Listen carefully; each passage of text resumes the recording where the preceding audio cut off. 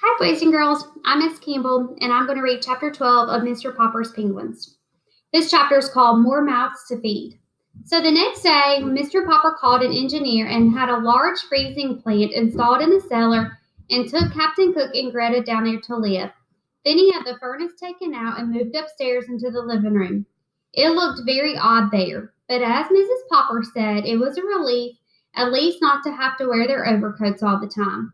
Mr. Popper was quite worried when he found that all these changes were going to be very expensive.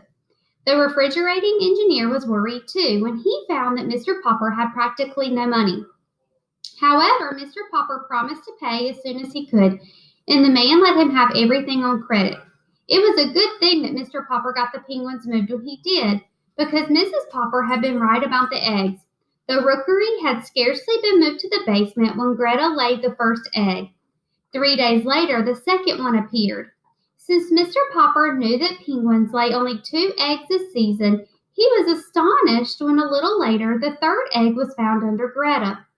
Whether the change in climate had changed the penguins' breeding habits, Mr. Popper never knew, but every third day a new one would appear until there were 10 in all. Now, penguin eggs are so large that the mother can sit on only one at a time, and this created quite a problem. Mr. Popper solved it, however, by distributing the extra eggs under hot water bottles and electric heating pads, kept it just at penguin body heat. The penguin chicks, when they began to hatch, were not so handsomely marked as their mother and father. They were fuzzy, droll little creatures who grew at a tremendous rate. Captain Cook and Greta were kept very busy bringing food to them, though of course the Poppers all helped too. Mr. Popper, who had always been such a great reader, had no difficulty in thinking of names for the penguin children. There were Nelson, Columbus, Louisa, Jenny, Scott, Magellan, Adelina, Isabella, Ferdinand, and Victoria. Still, he was rather relieved that there were no more than 10 to name. Mrs. Popper, too, thought that this was about enough penguins for anybody, though they really did not make much difference to her in her housework, as long as Mr. Popper and the children remembered to close the cellar doors in the kitchen. The penguins all loved to climb the stairs that led up the kitchen and never knew when to stop unless they found the kitchen door closed. Then, of course, they would turn around and toboggan down the steps again.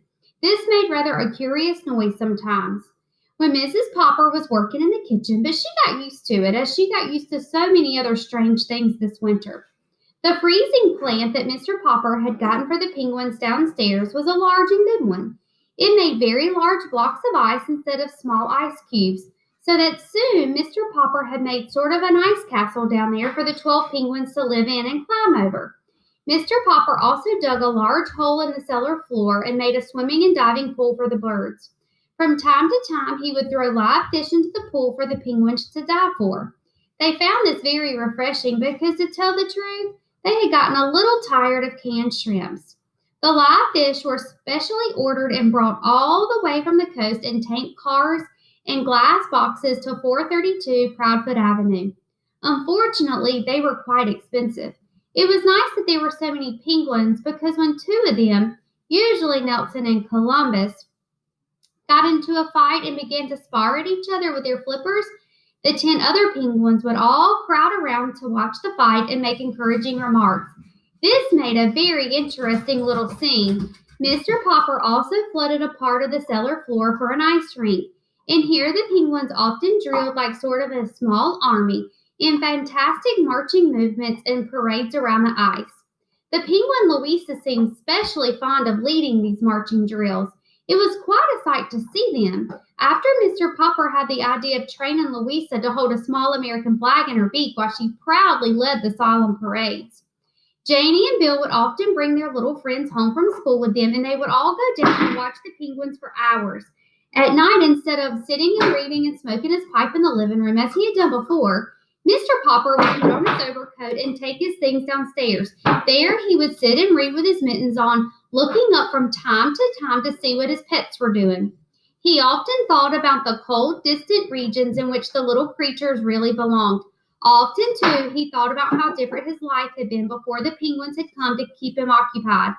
It was January now, and he had already dreaded to think of a time when spring would come, and he would have to leave them all day and go back to painting houses.